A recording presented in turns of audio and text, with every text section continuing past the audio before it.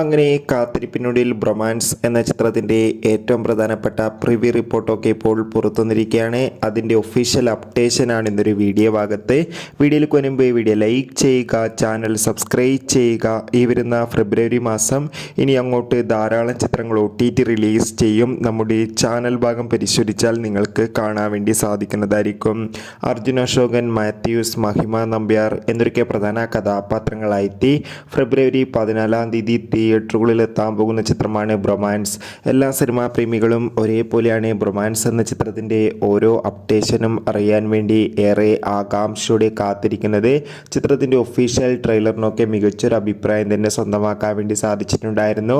Finally ചിത്രത്തിൻ്റെ ഏറ്റവും പ്രധാനപ്പെട്ട പ്രിവ്യൂ റിപ്പോർട്ടൊക്കെ പുറത്തുവന്നിരിക്കുകയാണ്. ചിത്രത്തിന് UA സർട്ടിഫിക്കറ്റാണ് ലഭിച്ചിട്ടുള്ളത്.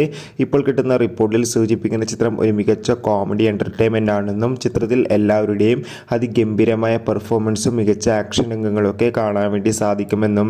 എന്തായാലും ബ്രൊമാൻസ് എന്ന ചിത്രത്തിൻ്റെ കൂടുതൽ റിപ്പോർട്ടിനായി നമുക്ക് കാത്തിരിക്കാം. ചിത്രം ഫെബ്രുവരി 14 റിലീസിനെത്തും. ബൈ.